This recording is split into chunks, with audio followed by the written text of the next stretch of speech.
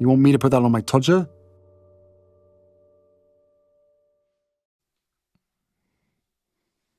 Harry's wife. The chaos surrounds her. Chaos. It is often said that chaos will be found around the narcissist. But what is that chaos? Well, before I explain to you with the chaos in relation to Harry's wife, let me read to you a poem by Stanley Moss called Chaos. There are places for chaos on the page, meaningful, apparent confusion. Temp on the continent does not mean time to time in Kent or Greenwich. From stone through weeds and parchment, through bad times, words made their way to the printed page. Bibles now just for those who go to worship by carriage, but for those who pray with bare feet, some washed, some smelling of stables and excrement. I'm not sure the words ocean and sea mean the same to you and me. 95% universal confusion. Dark matter was born with the legitimacy of an onion, the roar of a lion. I sit in the rumble seat of judgment. I damn myself for entertainment, for wasting time on hopeless entertainment. I am guilty of snarling lines, Gordian knots in my Shakespeare fishing reels. I must untangle this because eels have hearts like us. The enemy is symmetry. In the spring of content, I trust glorious chaos. I smell in disorder the outhouse of order. I must have respect for what I kill and eat. Jesus gave them loaves and fishes, not meat. He added, waste nothing you eat. He did not say, waste is chaos made by me, or my Father, one person who is three. Rebecca at the well said, drink, water your camels. I swear, my hands each on a Bible, the only evidence admissible is invisible. At 20, I was lost in the snow, a sleigh bell. Chaos is not a sometime thing. Its face and back are turned to and from us. From what I cannot see is beautiful, or an isthmus that connects almost nothing to almost nothing. The great unless, either, or. I grab onto metaphor. Uncertainty, dark matter, gravity specific. The motto I nail to my door. The devil generalizes. Angels are specific. Chaos makes me merry. String or rose by any other rose theory. Romance of the rose. Roses that go with any other flower. From devil's paintbrush to huckleberry. From fertile chaos sprang Eros and night. Chaos danced first with Eros, then jealous night. Time carries a scythe. Women and men sound the hour. I model for myself. I pose in North Light. With helpers, his stevedore brothers Hypnos and Thanatos, Charon still poles his familiar ferry across the Styx to an island where skeletons dance. Einstein said, I too believe in appearance. He didn't think old one plays dice, takes chances. You bet your bottom dollar the universe rhymes with another universe-like verse. Yeats, Herrick, and Herbert would like that. To them I lift my hat. Delphic chaos is wise. Metaphoric thinking multiplies. Bunches of grapes by tripod, by butterflies. Chaos is endless longing, God's pussy cat. In Prague, Mozart knew a starling who sang his piano concerto all along.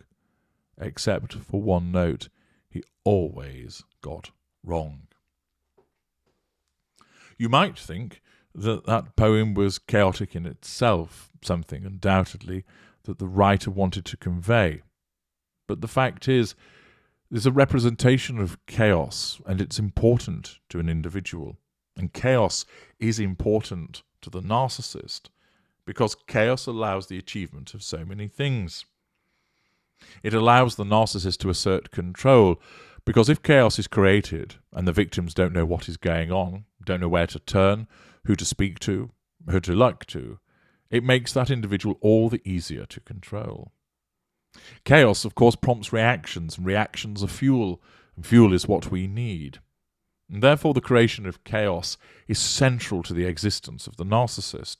And, of course, it is no different when it comes to Harry's wife. To give you a flavour of some of the chaos that revolves around her, I've taken advantage of a short summary that was compiled by Funny Maybe 8, who is a Redditor on the subreddit St. Harry's Wife. As you know, they use her full name. It's appropriate that I provide credit to this individual, because I'm going to use their summary of Harry's wife's life to make a point about the chaos that surrounds her and is habitually found with the narcissist. The individual who has created this thread writes as follows. I remember in 2020 I had the same realization when they moved into Tyler Perry's house. It had only been 2 years of marriage, and so much had happened that my head was spinning. That, of course, demonstrates how the non-narcissist looks upon the behaviour of the narcissist and thinks to themselves, goodness me, it's all drama. There's something always going on. In 2017, she moved to the United Kingdom, was thrust into the spotlight. In 2018, she had one of the biggest weddings in recent history, had a massive and public falling out with her family, started a new career as a working royal, got pregnant, started having issues with their staff, started having issues with his family, started having issues with the press, moved houses. I believe they lived somewhere briefly between Knott's Cot and Frogmore Cottage. In 2019, they had their baby. They publicly quit their new job after attacking his family in a documentary, then moved to Canada briefly. In 2020, they moved into a stranger's house in the United States. Since 2020, they moved house again, had a miscarriage, had another baby, did an interview trashing his family while her husband's grandfather lay on his deathbed, filed or threatened to file multiple lawsuits, started a new career, reality TV star, podcaster, model according to Harry. She can be both a mother and a model. She got married in that time, met Queen Elizabeth. Presidents consider it one of the highlights of their careers. She had her babies, but if you listen to Harry's wife tell her story, you wouldn't know how blessed and privileged she's been in those years. Her focus has been clouded by negativity. Her life is pure chaos. She's not taken a moment to appreciate and live her incredible and very blessed life fully, without complaints and tears. Those observations are all valid ones, and that summary does show you, just in the space of what were roughly just 3-4 years described there by that writer of that post at St. Harry's Wife, it embodies so much of the chaos that surrounds Harry's wife. Why? Quite simply, she doesn't have the ability to maintain consistency over a long period of time. Why? Because that isn't required by her. More evolved narcissists would do so. But the narcissist that she is, like many of the lower echelon ones, the focus is on the now. Asserting control now, not yesterday or tomorrow. Drawing fuel now, not in a week's time, not from a month ago. Acquiring the residual benefit now. It might be cashed in due course, but it's shaped now. It's interesting because, as the type of narcissist that she is, she lives in the moment, yet doesn't live in the moment because she never enjoys it. She never cherishes that particular moment. She will not sit and just embrace the view, living in that moment, that awareness of that point in time. Instead, it's all about the doing. who must be controlled in that moment, and chaos is a way of doing so.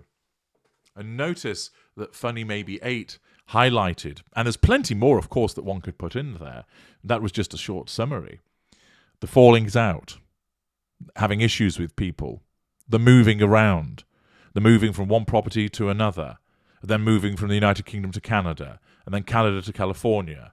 And we hear repeatedly about how they don't want to remain in the house that they're in, and they want to move to an even bigger one. The fact of friends being left behind that she no longer deals with, the falling out with her family, the falling out with his family, the falling out with other individuals, Piers Morgan, for example.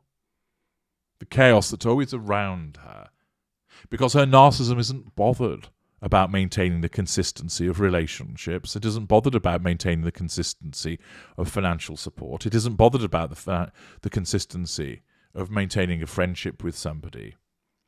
All it cares about is getting the prime aims now, and now, and now, and now. And if that can be done by falling out with someone, then making up with them and falling out with them again, so be it. Chaos.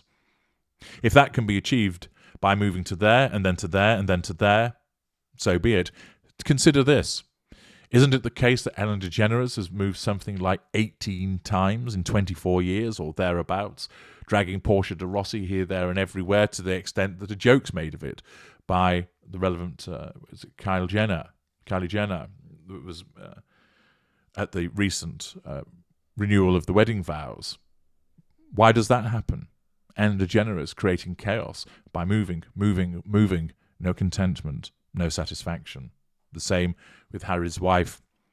Chaos always surrounds her because chaos is generated by her narcissism seeking those prime aims, and it gets them.